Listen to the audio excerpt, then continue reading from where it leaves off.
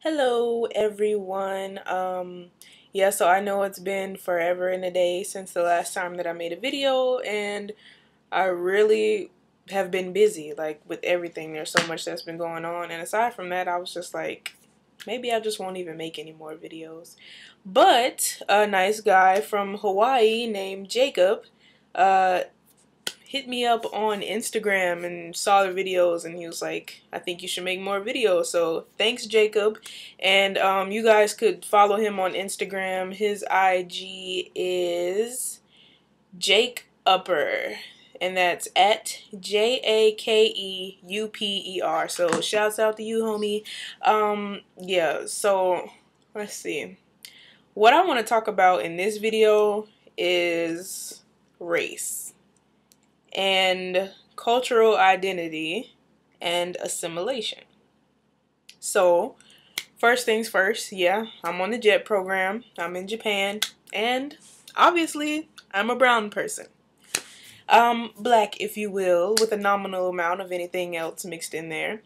So, in Japan, outside of really large tourist areas, there are not very many black people.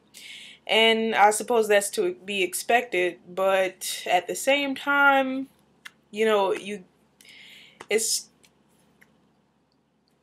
I just don't even know. Like, some things that I've encountered have just been like, really?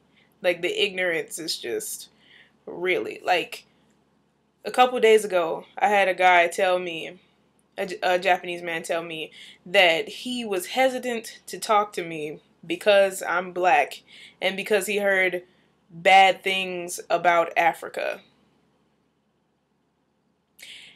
I mean, that's fine, but I've never been to Africa a day in my life, so how does that apply to me? And mind you, I'm minding my own business when he says this.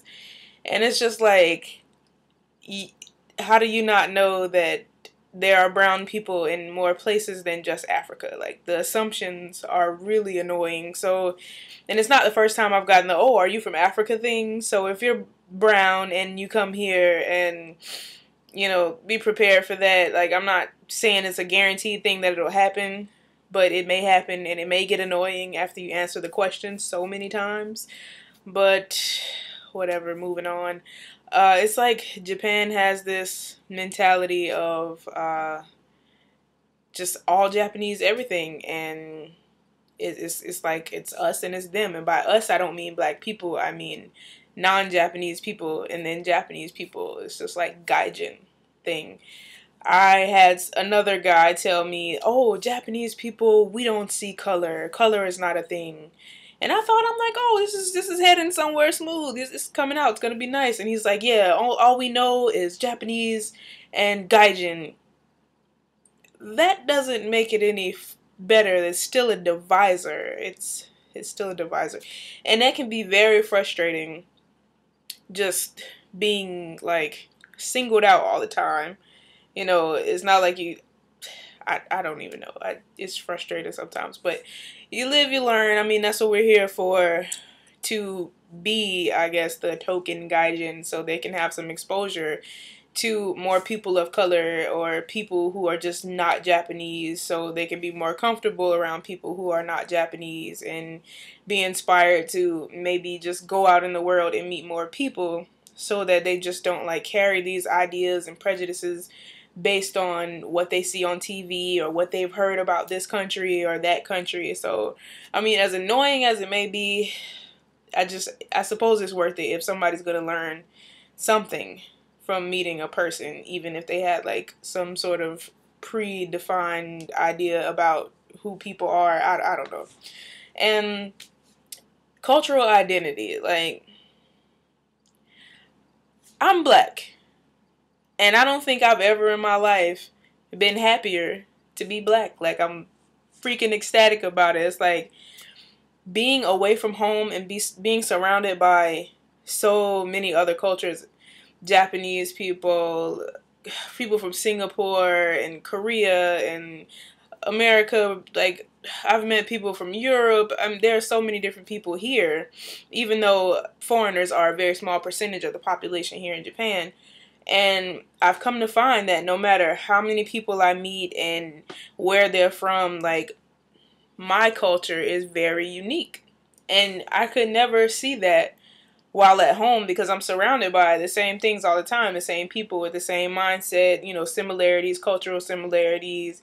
And it's just like I never was able to appreciate what I am and who I am as much as I do now because I'm here. So I'm happy for that. I'm very happy for that fact that it's like it just makes me love myself even more. Like it's just so unique. Like there's so many people in the world and we're just really special, I think. Everyone's special, but I think I'm very special. So, yay.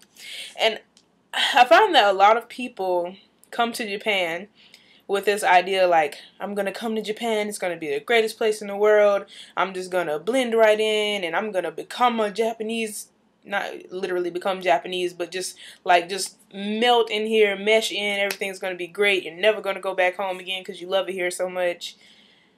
But I don't understand that. Like, it works for some people. And I just wonder, like, people who come here and never want to go away and they just want to just become Japanese, like, what are you running from? Like, what is it that you don't want to be, like, at home, or you don't want to be yourself, or you just want to just become an extension of another culture or whatever? Like, I don't know. That's just my opinion, though, so not knocking anybody, but if that's what you want to do, it just really, it sucks for people who come here with ideas of Japan being this great wonderland where, all their worries will go away. And that's not the case.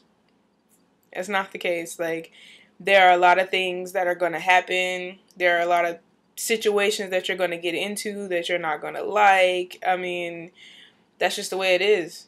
So I just think people should love themselves. Like, you have to love yourself. I know so many people who are trying to run away from their problems and run away from their lifestyle and run away from who they are because they're not happy with who they are. And you have to be happy with yourself no matter what. Like, that's one of the greatest things you can do, is be happy with yourself. It's liberating. It is so liberating. Like, I went through a lot when I was younger and stuff. Like, okay, I'm not happy with myself. Like, I don't know. I don't know if everybody goes through it, but I'm assuming at some point everybody goes through, like, oh, I have things about myself that I want to change, or I'm too big, or I'm too small, or I'm not pretty enough, or I'm not smart or funny enough, and just like all this crazy stuff. And they want to run away from that, run away from that, run away from it, and just try to recreate themselves and be somebody different. Just be you. And be happy and be unapologetic in who you are. And there's nothing wrong with coming here and taking part in, like, Japanese culture and learning new things. That's great. But that doesn't mean surrender yourself and become something else. That doesn't mean you give up all of you, all of your cultural identity and whatever else you have going on, and throw that away just to come and just be, like, the perfect Japanese citizen. Like, no. No, there's lots of things that's like, okay, they do it here. That's the way they do things. But some things I'm not really willing to compromise on. Oh well, I mean, I'm not gonna live here forever. And just as well as you have to respect them and their culture, they have to respect you and yours as well. So don't feel like you have to come here and be perfect, because nobody's perfect, regardless of what they might want you to think. No one is perfect, and that's just the way it is. Like, I have a friend here.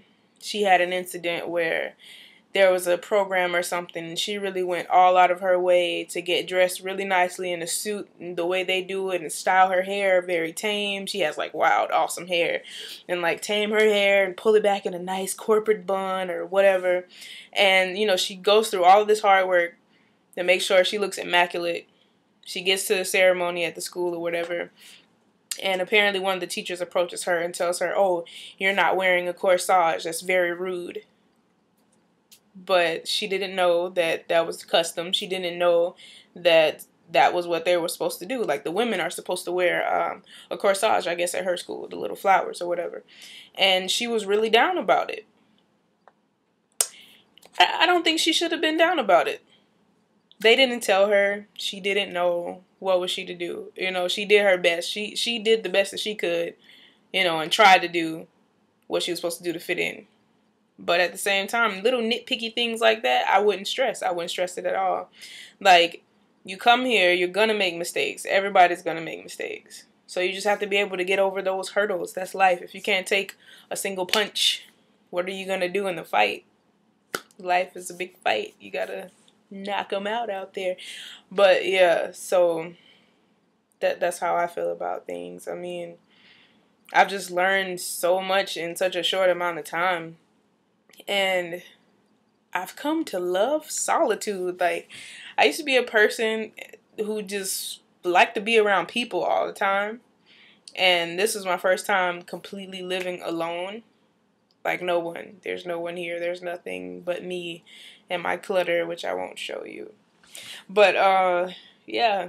So, you get to know yourself, like, in a way that you probably wouldn't have been able to at home. Like, a lot of the stresses that you would have at home and responsibilities that you would have at home, you likely won't have here.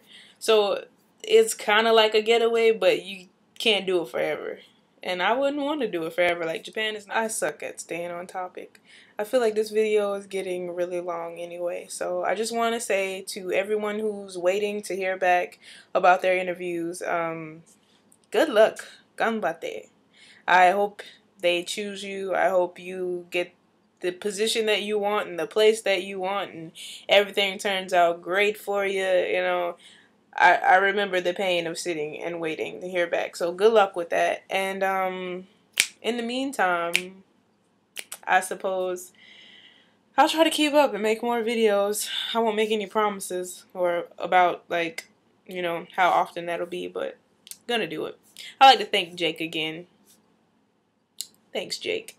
But anyway, I'm gonna wrap this up and get on out of here. So you guys take care, and feel free to not wait on the edge of your seat, but, you know, look around and see if any more videos pop up.